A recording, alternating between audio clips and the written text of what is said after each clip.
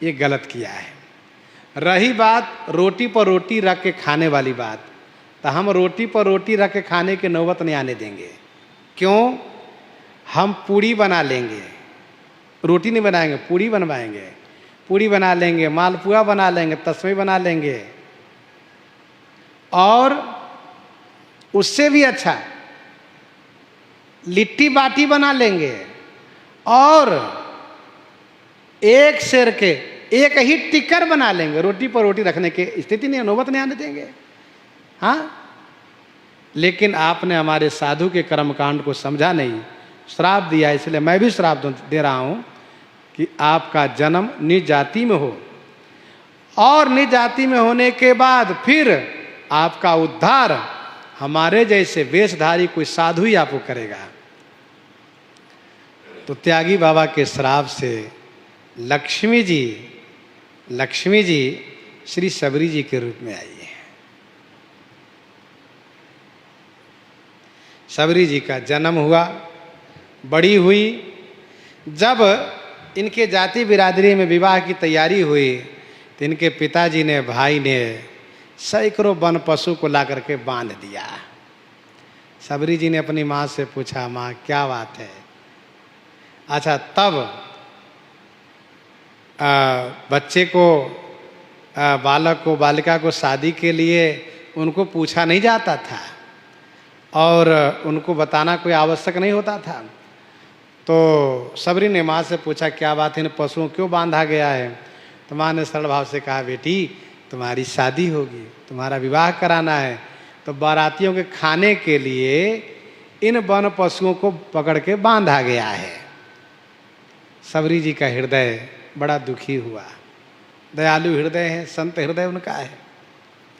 सबरी जी money मन सोचने, ये कौन सी शादी, ये कैसा विवाह, जिस विवाह के पीछे सैकड़ों हिंसा हो? उस विवाह के दाम्पत्य जीवन में सुख होगा? नहीं होगा। फिर उनका वैराग्य जागृत होने लगा, मन में कि मुझे विवाह नहीं करना है।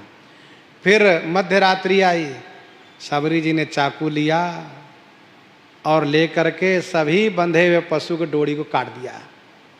पशु लोग आज़ाद हुए, वन का राह लिए है, कहते हुए, जिस प्रकार से तुमने हमारे बंधन को काटा है, आपके भव बंधन को भगवान काटेंगे। जिस प्रकार से आपने हमारी रक्षा की है, भगवान आपकी रक्षा करेंगे। इस तरह से वन पशु आशीर्वाद देते हुए वन को गए। सबरी जी के मन में आया कि अब रहना घर में ठीक नहीं है, मध्य रात्रि में ही निकल पड़ी और निकल करके पहुंच गई कहाँ? वन में, श्री मतंग ऋषि के आश्रम के पास। आश्रम में गई नहीं, बाहर बाहर हैं। सबर जाति में जन्म हुआ, जंगल की गतिविधि से परिचित है, कहाँ रहना है, कैसे रहना है उनको मालूम है। वे रह रही हैं और साधु सेवा के प्रति उनका मन में भाव आया, क्योंकि सेवा करने से ही भक्ति की विशेष प्राप्ति होती है। वन में रहती नाम सबरी, कहत सब। वन में रहती है, नाम सबरी कहत सब। वन में क्यों रहते हैं? कहा वन में रहने से साधना अच्छी होती है, समाज में प्रपंच ज़्यादा होता है, भजन छूट जाता है। इसलिए साधु लोग विविक्तवासी न सदा, सदा रहें अपनपो दुराए। जितना समाज से अलग रहो उतना ही अच्छा है। घर बन घर धन कुल अभिमान तज, घर धन कुल अभिमान तज, बसत जबै वन माही। संत संग श्री हरि भजन, राम कृपा बनि जाहि, राम कृपा बनि जाहि। वन में रहने से भजन स्वाभाविक बनता। वन में करोगे क्या? भजन में ही करोगे। भजन ही करोगे तो क्या करोगे? वन में रहती, नाम सबरी कहत सब, सबको इनका नाम सबरी लेते हैं। चाहत टहल साधु तन न्यूनताई है,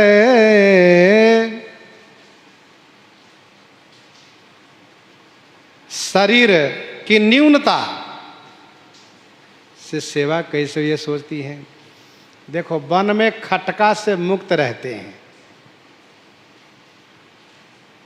जैसे मान लो 3 घंटा 4 घंटा हमको भजन करना है तो कोई खटका नहीं है, कोई बुलाएगा नहीं, कोई आवाज़ नहीं लगाएगा। और समाज में हो तो कहीं न कहीं से आवाज़ आएगी। तो खटका रहित भजन करने के लिए वन का आश्रय साधक लेते हैं, एकांत जगह का, स्थान का। एक वन के पक्षी से एक बाघ के पक्षी में दोस्ती हो गई, मित्रता। बाघ के पक्षी ने वन के पक्षी से कहा, आइए हमारे बाग में देखिए कितना बढ़िया बढ़िया फल लगा हुआ। फलों के राजा आम, बढ़िया पका हुआ रसाल, आइए रस लीजिए। कहा ठीक है। बाघ के पक्षी के प्रेम बस वन के पक्षी आए। कहा देखिए अमुक डाली पर बैठिए, रस का स्वाद लीजिए। देखिए बढ़िया बढ़िया फल लगे हैं, केवल आम ही नहीं, सेव भी है, अनार भी है, और तमाम बढ़िया बढ़िया जो फल है सब लगे हुए हैं, पाइए खूब खाइए। लेकिन बाघ के रखवालों ने क्या कर रखा था, तमाम डालियों पर रस्सी फंसा करके और सब जगह के टीना और टीने के ऊपर डंडा बांध दिया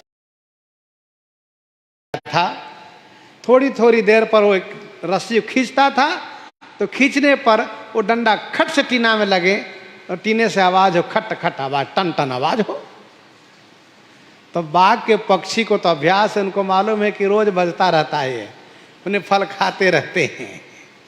जैसे किसान खेत की रखवाली के लिए खेत में पुतला गाड़ देते हैं, कुर्ता टोपी पगड़ी पहना करके, हंडी में मटके में नाक मुंह आँख बना करके, ये पशु को लगे कि कोई यहाँ रखवाला है, यहाँ पर बढ़िया उसको बना देते हैं। लेकिन पशु को पता चल जाता है तो वो है तो उसको धक्का देता वहीं खाता रहता है, उसको मालूम हो गया कि ये नकली है। तो बाघ के पक्षी को तो अभ्यास है, लेकिन वन के जो पक्षी आए थे बेचारे जैसे बैठ के खाना चाहे वैसे टन से आवाज उड़ जाए, बेचारे दूसरी जगह जाए इतने देर फिर से जैसे खाने के लिए विचार करें ऐसे खट से आवाज आए फिर उड़ जाए। समय पूरा हुआ, शाम हो चला। बाघ के पक्षी ने कहा क्यों भैया, बहुत अच्छा लगा होगा। कहा हाँ बहुत अच्छा लगा, पेट नहीं भरा, बहुत अच्छा क्या लगेगा। कहा क्यों। कहा देखो है तो बहुत फल, लेकिन यह खटका बहुत ज़्यादा है। जैसे फल खाने बैठो वैसे आवाज़ आती है, मन डर जाता है कहीं पकड़ने ना आ जाए। हमारे वन बढ़िया है, वहाँ हम चाहे जहाँ बैठ के खाए, कोई आवाज़ नहीं, कोई खटका नहीं, आराम से खाते मस्ती में सोते हैं। चलो चल के दिखावें। कहने का अभिप्राय ये है कि समाज में रहो, घर परिवार में रहो तो नियम भजन करने बैठे हो तो आवाज़ आएगी, बुला लिए, अथवा यूं ही कोई न कोई आवाज़ आएगी, मन बट जाएगा। लेकिन जब वन में है कोई आवाज़ नहीं, भजन नियम किए, फिर समय हुआ एक आध टिक्कर बना लिए, फिर दाल बना लिए, चोखा बनाए, भगवान को भोग लगाए, पाए, फिर सो गए, फिर भजन किए, कोई खटका नहीं। वन में रहती नाम सबरी कहत सब, चाहत टहल साधु तन न्यूनताई है, शरीर की न्यूनता है। इसीलिए वो सब चाह रही हैं कि मेरे ऊपर बाबा लोग नाराज न हो जाए कहीं। निज जाति का शरीर है, सबरी जी को ये आत्मज्ञान है, शरीर की न्यूनता है, आत्मा की नहीं। आत्मा तो वह है जो ईश्वर अंश जीव अविनाशी, चेतन अमल सहज सुखराशि। शरीर निज जाति से है। बहुत सोच विचार सबरी ने किया, तब उनके मन में बात एक ये आई कि मैं लकड़ी तो आश्रम में पहुंचा सकती हूँ, लकड़ी में तो वो छुआछूत वाला दोष लगेगा नहीं, लकड़ी अपवित्र होती नहीं है। तो वन में लकड़ी को बिन करके एकत्र करके बोझा बनाई और सोचा कब पहुंचाऊं। कहा जब बाबा लोग सो जाएंगे तब। जब बाबा लोग सो गए मध्यरात्रि के बाद जाकर लकड़ी के बोझ रखा इस भाव से इस लकड़ी से रसोई बनेगी, भगवान को भोग लगेगा, संत लोग प्रसाद पाएंगे, मेरा जीवन धन्य होगा। इस भावना से ठंडी आएगी, सर्दी लगेगी, लकड़ी जलाएंगे, अग्नि का सेवन करेंगे, ठंडी दूर होगी, मन को सुख मिलेगा, ये पुण्य होगा, भगवान की कृपा होगी। इस भाव से और जब लकड़ी के बोझ लेकर वहाँ चली तो देखा रास्ते में बड़ा कंकर पत्थर, आश्रम बहुत जहाँ तहाँ कचरे पड़े हैं। तो उन्होंने बन के ही पत्ती आदि से बहारू बनाया जिसमें आवाज़ न हो। और फिर उन्होंने क्या किया कि इससे झाड़ू लगाना शुरू किया। जब 12 से 3 के बीच सब सो रहे हैं, 12 से 2 के बीच में उस मध्यरात्रि में, तब लकड़ी के बोझ रख करके झाड़ू लगाती हैं और दबे पांव फिर चली आती हैं वापस।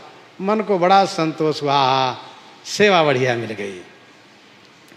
रजनी के शेष ऋषि आश्रम प्रवेश करी, लकड़ी न बोझ धरी, आवे मन भाई है, लकड़ी न बोझ धरी, आवे मन भाई है। रजनी के शेष, रजनी के शेष माने रात्रि के अवशेष रहने पर, रात्रि के अवशेष रहने पर ही मध्यरात्रि के बाद लकड़ी न बोझ धरी, आवे मन भाई है। और फिर निहाई बे को मग झारी, क्योंकि तब 3-4 बजे महात्मा नहाने जाते हैं, कोई रोड लाइट तो लगा नहीं है कि रोशनी रहेगी, इसीलिए इन्होंने कंकरिन को साफ किया। निहाई बे को मग झारी, कांकरनी बिनी डारी, बेगी उठी जाई ने को, देत न लखाई है। निहाईबे को जो मग माने मार्ग है उसको झाड़ बुहार करके कांकरिन बिनी डारी, कंकर पत्थर को बिन डालती हैं।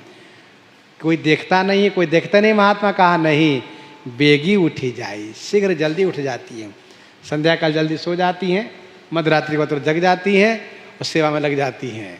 बेगी उठी जाई, नेकू देत न लखाई हैं। नेकू माने जरा भी कोई देख नहीं पाते हैं, ये सब कर कौन रहा है। बाबा लोग सुबह जब उठते हैं तो चकित होते, ये कौन ऐसा प्रेमी भगत आ गया हो। उठत सवार कहे कौन धो बुहारी गयो, भयो ही ये सोच को बड़ो सुखदाई है। प्रातः जगने के बाद आश्चर्य हुआ, फिर अब लोग पीछे पड़ गए जानने के लिए कौन है। ये श्री सबरी जी का चरित्र प्रारंभ हुआ है। इनको हृदयांगम करते हुए एकादशी के संदर्भ में चर्चा कर लेते हैं। भगवान श्री कृष्ण से श्री युधिष्ठिर जी महाराज